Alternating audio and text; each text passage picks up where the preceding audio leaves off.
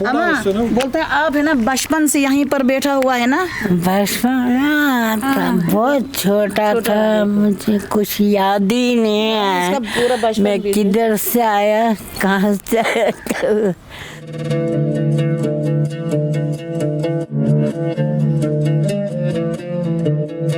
यारकन सराय यहाँ कैसे, क्यों,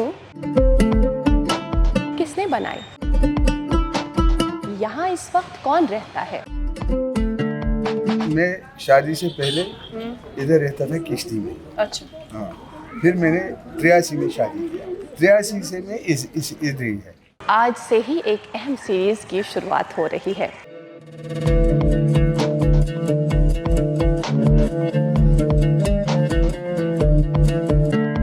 कश्मीर लाइफ की टीम इसी मरकज से शुरुआत करेगी। तारीख के पन्नों को उलटने की कोशिश कर सिल्क रोड या शहराए अब्रिशम का सफर तय करेगी।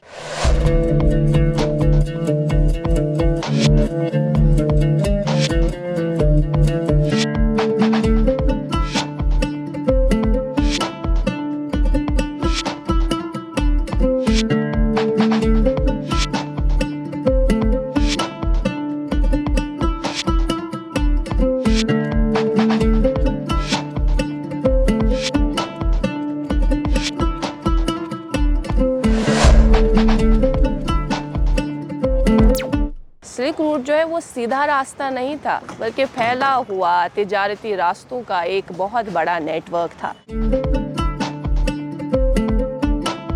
6400 किलोमीटर से ज़्यादा के फासले पर चीन से यूरोप तक फैला हुआ था।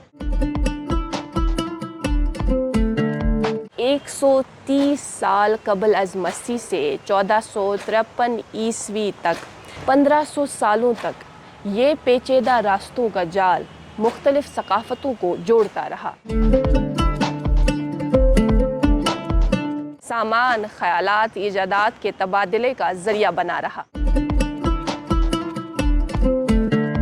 विलियम डॉलरैम्पल अपनी किताब the golden road how ancient India transformed the world में लिखते हैं, सिल्क रोड की इस्तिलाह कुरान वस्ता में इस्तेमाल नहीं होती थी। इसे पहली बार 1877 में एक रूसी जोग्राफियादान बेरून वान रिश्तफन ने इजाद किया, जब वो बर्लिन से बीजिंग तक रेलवे बनाने का मंसूबा बना रहे थे। खित्ते में जर्मन असर रसूख बढ़ाया जा सके इसलिए।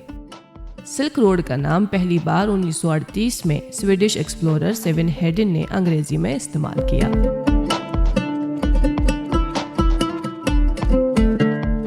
वो आया एक मुसाफिर दुश्वार गुजार इलाकों से, जैसे गोबी सहरा और पामीर पहाड़ों को उबूर करता हुआ।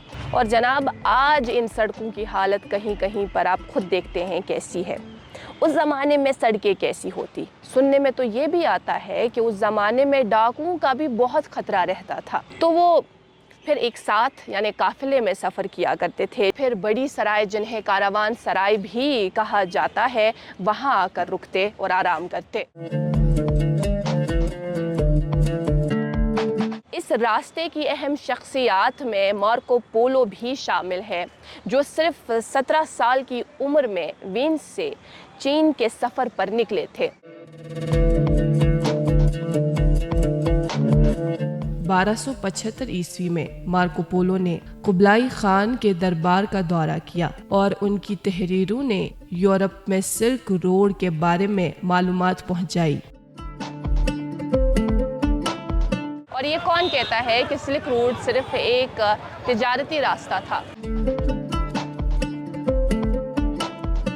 ये ख्यालात, मज़ाहिब और टेक्नोलॉजी के तबादले का जरिया भी था। सिल्क रोड ने तो मुख्तलिफ सकाफ़तों के मिलाप से नए शहर बनाए, घोड़ों को चीन में मुतारिफ करवाया और बारूद को यूरोप तक पहुंचाया, जिससे जंगों का तरीका हमेशा के लिए बदल गया।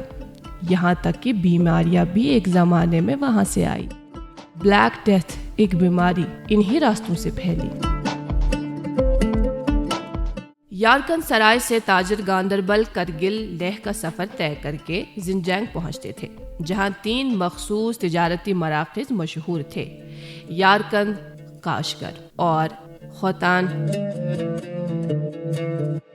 زنجانگ جو پہلے ایک آٹونومس ٹیریٹری تھی آج چائنا کا حصہ ہے اور کافی وقت سے سرخیوں میں بھی، کیونکہ وہاں کی جو ویگر کمیونٹی ہے کافی وقت سے ظلم و زیادتیاں برداشت کرتی آئی ہے۔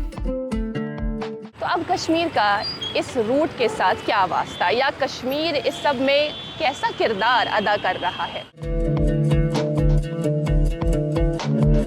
کشمیر نے قدیم لداخ کے راستوں کے ذریعے جنوبی اور وسطی ایشیا کے ساتھ مضبوط تجارتی اور ثقافتی تعلقات برقرار رکھے، اور یہ علاقہ ایک اہم تجارتی مرکز کے طور پر جانا جاتا تھا۔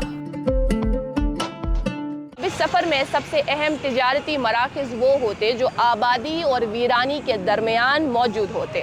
یہ شہر تاجروں کے لیے آرام گاہیں تھی جہاں وہ رک کے آرام کر سکتے تھے اور سفر کے دوسرے دن کے لیے تیار ہو سکتے تھے۔ پیرنٹس جو ہے وہ یہاں پہ آلموسٹ 55 to 60 ایئرس سے یہاں رہ رہے ہیں۔ میری اپنی ایج 29 ایئرس ہے۔ جو آپ کے آب و اجداد تھے کہاں سے تھے؟ وہ جی اسکردو کے تھے اچھا جی۔ تو آپ کو کتنے سال ہوئے یہاں رہتے؟ اب میری نانی ممی آئی ہوئے ہے تب 47 کے لڑائی کے وقت آئے ہیں وہ یہاں، تب سے وہ ابھی تک یہیں تھے۔ اب نانی گزر گئی، ممی کا شادی ہو گیا، میرا بھی شادی ہو گیا، میری بیٹی کا بھی شادی ہو گیا، میرے 4-5 پیڑھیاں یہیں ہو گیا۔ یارکن سرائے جس کے باہر میں اس وقت کھڑی ہوں، یہ اس زمانے میں سلک روٹ کے تاجروں کے لیے رکنے کی جگہ تھی۔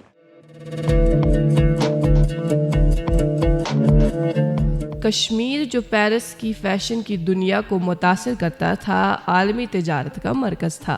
یہاں کابل سے نسوار، وسطی ایشیا، چین اور تبت سے چائے اور مختلف علاقوں سے نمک لایا جاتا تھا۔ وادی کشمیر میں شال کے لیے اون، چرس، چاندی، روسی چمڑا، مخمل، موٹا ریشم، سونا، فیروزہ، خوتن سے قالین، مونگا، تمباکو، خشک میوجات، ٹوٹو گوڑے اور نمک جیسے سامان لائے جاتے تھے۔ بدلے میں کشمیر سے کپاس، ریشم، شالیں، زری کپڑے، افیم، ہلدی اور مختلف ہندوستانی مسالے برآمد ہوتے تھے۔ کشمیر ایک نام، ایک احساس جس کی پہچان دکھتی ہے پشمینہ کے دھاگوں کی باریکی میں، مہمان نوازی کے ذائقے میں، موسیقی کی کشش میں، اور ہر گھر کی ہر دیوار میں جو بنے ہیں خیبر سیمنٹ سے، اور کشمیر کے ہر ذرے کی طرح دل سے۔ خیبر سیمنٹ دل سے بنا۔ سب سے اہم چیزوں میں ایک پشمینہ اون بھی تھی، اور ہر سال تقریباً 800 گوڑے بوجھ مقدار میں آ جاتے تھے، اور کہا جاتا ہے کہ ایک گوڑے پر کم سے کم 28 ترک اون لدی ہوتی۔ 1822 تک ولیم مور کرافٹ نے دیکھا کہ چین، ازبکستان، ترکستان، کابل، ایران، ترکی اور برٹش انڈیا کے تاجر کشمیر میں جمع ہوتے تھے، شال خریدنے یا مختلف مارکیٹوں کی پسند کے مطابق خرید و فروخت کرنے۔ 88 قسم کی شالیں اور کپڑے درج کیے۔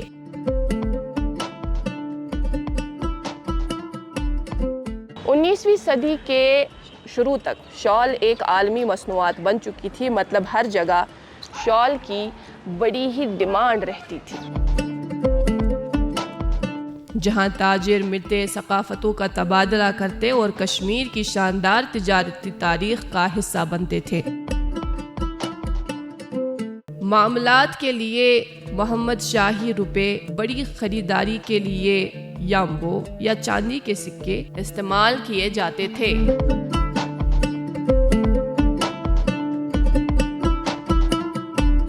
سفر شروع کرنے سے پہلے انہیں ایک آخری سرکاری رکاوٹ سے گزرنا پڑتا تھا۔ کسٹم ہاؤس میں اپنے سامان پر ڈیوٹی ادا کرنا پڑتی تھی۔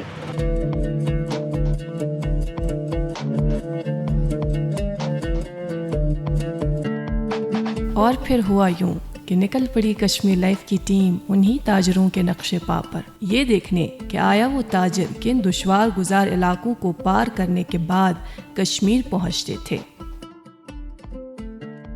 سلک روٹ کی اور یہ سفر ہمارا جاری رہے گا۔ آگے کیا ہوا وہ آپ تک اگلی قسط میں پہنچائیں گے۔ مجھے اور میری ٹیم کو دیں اجازت۔ اللہ حافظ۔